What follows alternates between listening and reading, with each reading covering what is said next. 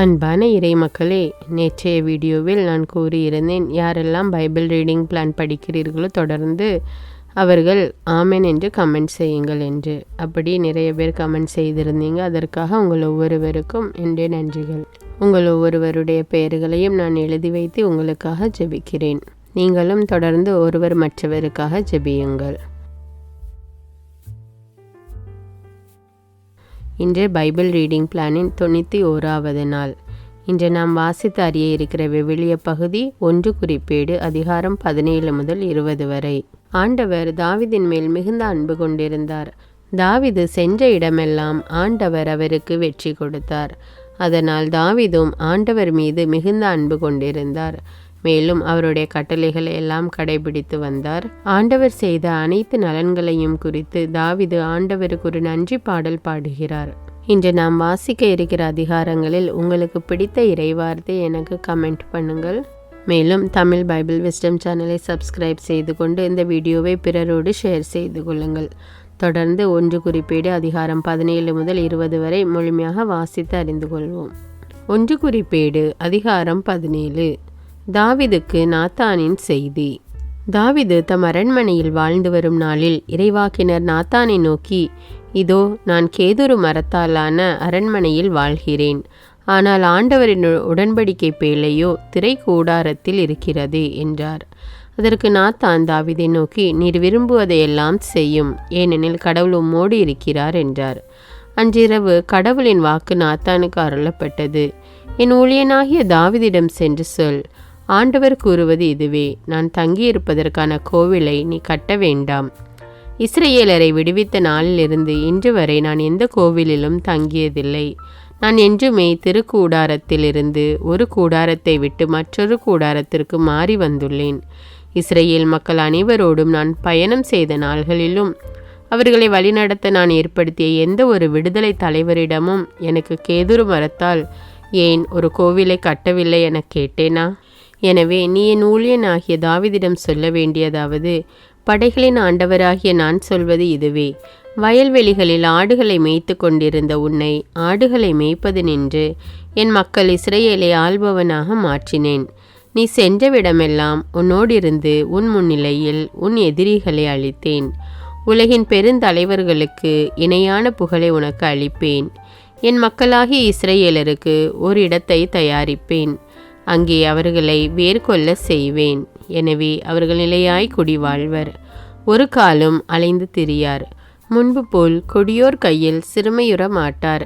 என் மக்களாகிய இஸ்ரவேலர் மேல் நீதி தலைவர்களை நான் ஏற்படுத்திய நாள்களில் இருந்தது போல் சிறுமையுறார். நான் உன் எதிரிகளை பணிய செய்வேன். மேலும் ஆண்டவர் உனக்கு ஒரு வீட்டை கட்டுவார் என்று அறிவிக்கிறேன். உன் வாழ்நாள் முடிந்து உன் மூதாதையரோடு நீ சேர்ந்து கொள்ளும் பொழுது உன் வழி தோன்றல்களுள் உன் புதல்வர்களுள் ஒருவனை எழுப்பி அவனது அரசை நிலைநாட்டுவேன். அவன் எனக்கு கோவில் கட்டுவான். அவன் அரியணையை என்றென்றும் நிலை பெற செய்வேன். நான் அவனுக்கு தந்தையாயிருப்பேன், அவன் எனக்கு மகனாயிருப்பான். உனக்கு முன்னிருந்தவனிடமிருந்து என் பேரன்பை நான் விலக்கி கொண்டது போல அவனை விட்டு விலக்கி கொள்ள மாட்டேன். மாறாக அவனை என் கோவிலின் மேலும் அரசின் மேலும் தலைவனாக என்றென்றும் நியமிப்பேன். அவன் அரியணை என்றென்றும் நிலைக்கும். இவ்வாக்குகள் அனைத்தையும் இக்காட்சி முழுவதையும் அப்படியே நாத்தான் தாவீதிடம் தெரிவித்தார். தாவீதின் நன்றி மன்றாட்டு. அப்போது தாவீது அரசர் ஆண்டவர் முன்பாக சென்று அமர்ந்து கூறியது, கடவுளாகிய ஆண்டவரே, என்னை இவ்வளவு உயர்த்தியமைக்கு எனக்கும் என் வீட்டாருக்கும் என்ன அருகதை? ஆயினும் கடவுளே, அதுவும் உமக்கு சிறியதாய் தோன்றிற்று. அடியாண்டே வீட்டுக்கு வரவிருக்கும் பெரும் சிறப்பை பற்றி வெளிப்படுத்தினீரே. கடவுளாகிய ஆண்டவரே, நீர் ஏற்கனவே என்னை பெரியவனாக மதித்து வருகிறீர். நீர் அடியானாகிய என்னை பெருமைப்படுத்தியதற்கு ஈடாக தாவீதாகிய நான் சொல்ல வேறு என்ன உள்ளது? ஏனெனில் நீர் அடியானை அறிந்திருக்கிறீர். ஆண்டவரே, நீர் அடியான் பொருட்டு திருவுளப்படி இத்தகைய மாபெரும் செயல்கள் அனைத்தையும் செய்ததுமன்றி இத்தகைய மாண்புமிக்க செயல்களை எல்லாம் அறிவித்தீர். ஆண்டவரே, உமக்கு ஒப்பானவர் எவரும் இல்லை. எங்கள் காதுகளினாலே நாங்கள் கேள்விப்பட்டதின்படி உம்மை தவிர வேறு கடவுளும் இல்லை. மக்களாகிய இஸ்ரவேலுக்கு இணையான வேறொரு மக்களினம் உலகில் உண்டோ? அவர்கள் உம்முடைய மக்களாயிருக்கவும் நீர் பெரும் புகழ் பெறவும் அவர்களை மீட்கும்படி கடவுளாகிய நீர்தாமே முன் சென்றீர். எகிப்திலிருந்து நீர் மீட்டு கொண்ட உமது மக்கள் முன்பாக வேற்றின மக்களை துரத்தும்படி அச்சத்திற்குரிய செயல்களை செய்தீர். மக்களாகிய இஸ்ரவேலர் என்றும் மக்களாக இருக்க செய்தீர். ஆண்டவராகிய நீர்தாமே அவர்களுக்கு கடவுளானீர். இப்போதும் ஆண்டவரே, நீர் உமது அடியானையும் அவன் வீட்டையும் குறித்து கூறிய வார்த்தைகளை என்றென்றும் உறுதிப்படுத்தும். நீர் கூறியபடியே செய்தருளும். இஸ்ரவேலின் கடவுளான படைகளின் ஆண்டவரே, இஸ்ரவேலின் கடவுள் என்று உமது பெயர் மாட்சியுற்று எந்நாளும் நிலை பெற்றிருப்பதாக. அடியானாகிய தாவீதின் வீடும் உமக்கு முன்பாக உறுதி பெற்றிருப்பதாக. என் கடவுளே, நீர் அடியானின் வீட்டை நிலைப்படுத்துவேன் என என் காது கேட்க வெளிப்படுத்தினீரே. எனவே அடியானாகிய நான் உமக்கு முன்பாக வேண்டுதல் செய்ய மனத்துணிவு பெற்றேன். ஆண்டவரே, நீரே கடவுள். இந்த நன்மையை அடியானுக்கு கொடுப்பதாய் கூறியுள்ளீர். இப்போதும் அடியானின் வீடு என்றென்றும் உமக்கு முன்பாக நிலைநிற்கும்படி அதற்கு ஆசி வழங்கினீர். ஏனெனில் ஆண்டவரே, உமது ஆசி பெற்றது என்றென்றும் ஆசி பெற்றதாகவே இருக்கும். 1 குறிப்பேடு அதிகாரம் 18. தாவீதின் போர் வெற்றிகள். அதன் பின்னர் தாவீது பெலிஸ்தியரை தோற்கடித்து அவர்களை பணிய செய்தார். காத்து நகரையும் அதன் சிற்றூர்களையும் பெலிஸ்தியரிடமிருந்து கைப்பற்றினார். அவர் மோவாபை தோற்கடித்தார். மோவாபியர் தாவீதுக்கு அடிமைகளாகி வரி செலுத்தினர். சோபாவின் மன்னனான அதரேசர் தன் ஆட்சியை பலப்படுத்தும் நோக்குடன் யூப்ரத்தீசு நதியோரம் செல்கையில் தாவீது அவனையும் காமாத்தின் அருகே புறமுதுகு காட்ட செய்தார். அவனிடமிருந்து 1000 தேர்களையும் 7000 குதிரை வீரரையும் 20,000 காலால் படையினரையும் அவர் கைப்பற்றினார். அவற்றுள் 100 தேர்களுக்கான குதிரைகளை வைத்து கொண்டு ஏனைய தேர்குதிரைகளின் கால் நரம்பையும் வெட்டி போட்டார்.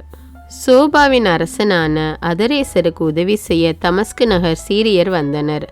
தாவீது சீரியரில் 22,000 பேரை கொன்று குவித்தார். மேலும் தாவீது தமஸ்கு நகரின் நடுவில் பாளையங்களை அமைத்தார். சீரியர் தாவீதுக்கு அடிமைகளாகி அவருக்கு வரி செலுத்தினர்.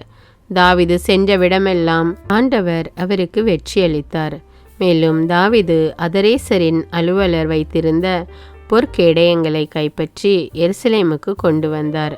அதுரேசரின் நகர்களாகிய திப்காத்திலும் கூனிலும் இருந்தும் தாவீது வெகு திரளான வெண்கலத்தையும் எடுத்து வந்தார். அதை கொண்டு சாலமோன் வெண்கல கடலையும் தூண்களையும் தேவையான வெண்கலங்களையும் செய்தார்.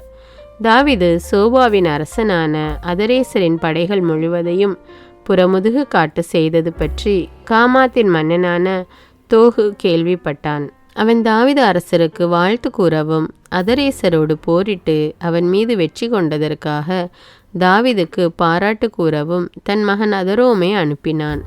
ஏனெனில் அதரேசர் அதுவரை தோகுவுடன் அடிக்கடி போரிட்டு கொண்டிருந்தான்.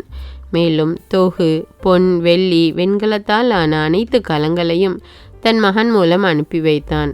தாவீது அரசர் இவற்றையும் தாம் ஏதோமியர், மோவாபியர், அம்மோனியர், பெலிஸ்தியர், அமலேக்கியர் ஆகியோரிடமிருந்து கைப்பற்றிய வெள்ளி பொன் யாவற்றையும் ஆண்டவருக்கென்று அர்ப்பணம் செய்தார். செருயாவின் மகன் அபிசாய் உப்பு பள்ளத்தாக்கில் 18,000 ஏதோமியரை வெட்டி வீழ்த்தினார். அவர் ஏதோமில் பாளையங்களை அமைத்தார். ஏதோமியர் யாவரும் தாவீதுக்கு அடிமைகளாயினர். தாவீது சென்ற இடமெல்லாம் ஆண்டவர் அவருக்கு வெற்றி அளித்தார். தாவீது இஸ்ரவேலர் எல்லோருக்கும் அரசராயிருந்தார். அவர் தம் மக்கள் அனைவருக்கும் நீதியும் நியாயமும் கிடைக்க செய்தார். செருயாவின் மகன் யோவாபு படைத்தலைவராயிருந்தார். அகிலூதின் மகன் யோசபாத்து பதிவாளராயிருந்தார். அகிதூபின் மகன் சாதோக்கும் அபியத்தாரின் மகன் அபிமலேக்கும் குருக்களாயிருந்தனர். சவ்சா எழுத்தராயிருந்தார். யோயாதாவின் மகன் பெனாயா கெரேத்தியர் பெலித்தியருக்கு தலைவராயிருந்தார். தாவீதின் புதல்வர் அவர் தம் அரசில் உயர் பதவிகள் வகித்தனர். 1 குறிப்பேடு அதிகாரம் 19. அம்மோனியர் மற்றும் சீரியர் மேல் வெற்றி. இவற்றின் பின் அம்மோனியரின் மன்னன் நாகாசு இறந்தான். அவனுக்கு பின் அவன் மகன் அரசனானான். அப்பொழுது தாவீது, ஆனூனின் தந்தையாகிய நாகாசு எனக்கு அன்பு காட்டியது போல் நானும் அவன் மகனாகிய இவனுக்கு அன்பு காட்டுவேன் என்று கூறி அவர் தமது ஆழ்ந்த வருத்தத்தை தெரிவிக்கும்படி தூதர்களை அனுப்பினார். அவர்கள் ஆனூனுக்கு ஆறுதல் சொல்ல அம்மோனியரின் நாட்டை அடைந்தனர். அப்போது அம்மோனியரின் தலைவர்கள் ஆனூனை நோக்கி, தாவீது ஆறுதல் கூறுபவர்களை உம்மிடம் அனுப்பியுள்ளது உம் தந்தையை சிறப்பிப்பதற்கு என்று நினைக்கிறீரா? உமது நாட்டை துருவி ஆராயவும் அதை நிலைகுலைய செய்யவும் உளவு பார்க்கவுமே அவன் அலுவலர் வந்துள்ளனர் அன்றோ என்று கூறினர். எனவே ஆனூன் தாவீதின் அலுவலரை கைது செய்து அவர்கள் தாடியை சிரைத்து அவர்களுடைய ஆடைகளை இடுப்பிலிருந்து கத்தரித்து அவர்களை அனுப்பி வைத்தான். அவர்களுக்கு செய்யப்பட்டதை சிலர் வந்து தாவீதுக்கு தெரிவித்தனர். அவர்கள் மிகவும் கேவலப்பட்டிருந்ததால் தாவீது அவர்களுக்கு ஆள் அனுப்பி எரிகோவில் தங்கியிருந்து உங்கள் தாடி வளர்ந்த பின் திரும்பி வாருங்கள் என்று கூறினார். அம்மோனியர் தங்கள் தாவீதின் பகைமையை தேடிக்கொண்டதை உணர்ந்தனர். உடனே ஆனூனும் அம்மோனியரும் மெசபத்தோமியா, மாக்கா, சோபா என்ற சீரிய நாட்டு பகுதிகளினின்று தங்களுக்கு குதிரைப்படையையும் கூலிக்கு அமர்த்துமாறு 1000 தாலந்து வெள்ளியை அனுப்பி வைத்தார். அவ்வாறே கூலிக்கு அமர்த்தப்பட்ட 32,000 தேர்களும் மாக்கா மன்னனின் படைகளும் வந்து மெதபாவுக்கு முன்பாக பாளையம் இறங்கினர். அம்மோனியரும் அவர்களுடைய எல்லா நகர்களிலிருந்தும் திரண்டு வந்து போருக்கு தயாராயினர். தாவீது அதை கேள்வியுற்ற போது யோவாபையும் ஆற்றல்மிக்க தம் படை முழுவதையும் அனுப்பினார். அம்மோனியர் புறப்பட்டு வந்து நகர வாயிலில் அணிவகுத்து நின்றனர். அவர்களுக்கு உதவியாக வந்த மன்னர்கள் திறந்த வெளியில் அணிவகுத்து நின்றனர். யோவாபு தமக்கு முன்னும் பின்னும் பகைவர் படை தாக்கவிருப்பதை கண்டபோது இஸ்ரேல் அனைத்திலும் ஆற்றல் மிகு வீரர்களை தேர்ந்தெடுத்து அவர்களை சீரியருக்கு எதிராக அணிவகுத்து நிறுத்தினார். மற்ற படை வீரரை தம் சகோதரன் அபிசாயின் தலைமையில் அம்மோனியருக்கு எதிராக அணிவகுத்து நிறுத்தினார். யோவாகு அவனை நோக்கி, சீரியர் என்னை விட ஆற்றல் மிக்கவராயிருந்தால் நீ எனக்கு உதவியாக வர வேண்டும். அம்மோனியர் உன்னை விட ஆற்றல் மிக்கவராயிருந்தால் நான் உனக்கு உதவியாக வருவேன். மன உறுதியுடன் இரு. நம் மக்களுக்காகவும் கடவுளின் நகர்களுக்காகவும் வலிமையுடன் போராடுவோம். ஆண்டவர் தமக்கு நலமாய் தோன்றுவதை செய்வாராக என்றார். பின்பு யோவாபும் அவரோடு இருந்த மக்களும் சீரியரோடு போரிட நெருங்கினார்கள். அவர்களோ அவருக்கு முன்பாக புறமுதுகிட்டு ஓடினர். சீரியர் புறமுதுகிட்டு ஓடுவதை அம்மோனியர் கண்டபோது அவர்களும் யோவாபின் சகோதரன் அபிசாய்க்கு முன்பாக சிதறியோடி நகருக்குள் புகுந்தனர். யோவாபும் எருசலேமுக்கு திரும்பி வந்தார். தாங்கள் இஸ்ரேலருக்கு முன்பாக முறியடிக்கப்பட்டதை கண்ட சீரியர் தூதர்களை அனுப்பி நதிக்கு அப்பால் இருந்த சீரியரையும் வரவழைத்தனர். அதரேசரின் படைத்தலைவன் சோபாகு அவர்களை முன்னின்று நடத்தினான். அதை கேள்வியுற்ற தாவீது இஸ்ரேலர் அனைவரையும் ஒன்று திரட்டி யோர்தானை கடந்து சென்று சீரியருக்கு எதிராக அணிவகுத்து நிறுத்தினார். அவ்வாறு தாவீது போருக்கு அணிவகுத்து நிற்கையில் சீரிய படைகள் அவரோடு மோதின. சீரியர் இஸ்ரேலருக்கு முன்பாக புறமுதுகிட்டு ஓடினர். தாவீது சீரியர் படையின் 7,000 தேர்ப்படை வீரரையும் 40,000 காலால் படையினரையும் வெட்டி வீழ்த்தினார். படைத்தலைவன் சோபாகையும் கொன்றார். அதரேசரின் அலுவலர் தாங்கள் இஸ்ரேலரால் முறியடிக்கப்பட்டதை கண்டு தாவீதோடு சமாதானம் செய்து அவருக்கு அடிபணிந்தனர். அதன்பின் அம்மோனியருக்கு உதவி செய்ய சீரியர் என்றுமே விரும்பவில்லை. 1 குறிப்பேடு அதிகாரம் 20. இரபாவின் மேல் வெற்றி. ஓராண்டு கழிந்த பின் அரசர்கள் போருக்கு புறப்படும் காலம் வந்தபோது யோவாபு ஆற்றல் மிக்க படையோடு சென்று அம்மோனியர் நாட்டை அழித்தார். பின்பு இரபாவுக்கு சென்று அதை முற்றுகையிட்டார். தாவீதோ எருசலேமில் தங்கிவிட்டார். யோவாபு ரபாவை தாக்கி அதை வீழ்த்தினார். தாவீது அவர்கள் மன்னனின் தலையில் இருந்த மகுடத்தை எடுத்து கொண்டார். அது 1 தாலந்து பொன் எடையுடையது. அதில் ஒரு ரத்தினம் இருந்தது. அதை தாவீது தம் மகுடத்தில் பதித்து கொண்டார். மேலும் நகரினின்று ஏராளமான கொள்ளை பொருள்களையும் கொண்டு வந்தார். தாவீது அங்கு குடியிருந்த மக்களை சிறைப்படுத்தி ரம்பம், கடப்பாறை, கோடரி ஆகியவற்றால் அவர்களை வேலை செய்ய வைத்தார். தாவீது அம்மோனியரின் எல்லா நகர் மக்களுக்கும் இவ்விதமே செய்தார். பின்னர் அவர் தம் மக்கள் அனைவருடனும் எருசலேமுக்கு திரும்பினார். பெலிஸ்தியர் மேல் படையெடுப்பு. அதன் பின்னர் கெசேரில் பெலிஸ்தியரோடு போர் நடந்தது. அதில் ஊசாவியனான சிபக்காய் அரக்கரினத்தனான சிபாயை கொன்றான். அதனால் பெலிஸ்தியரும் அடிபணிந்தனர். மேலும் ஒரு போர் பெலிஸ்தியரோடு நடந்தது. யாயீரின் மகன் எல்கானான் இத்தியனான கோலியாத்தின் சகோதரன் இலகுமியை கொன்றான். இவனது ஈட்டியின் பிடி தறிக்கட்டை அளவு பெரிதாயிருந்தது. காத்தில் மற்றொரு போரும் நடந்தது. ஒவ்வொரு கையிலும் காலிலும் 6 விரல்களாக 24 விரல்களை கொண்ட அரக்கர் இனத்தனான நெட்டையன் ஒருவன் அவ்வூரில் இருந்தான். அவன் இஸ்ரவேலை பழித்துரைத்தான். தாவீதின் சகோதரராகிய சிமையா மகன் யோனத்தான் அவனை கொன்றார். காத்து ஊரிலிருந்து அரக்கருக்கு பிறந்த இவர்கள் தாவீதாலும் அவர் அலுவலராலும் சாகடிக்கப்பட்டனர்.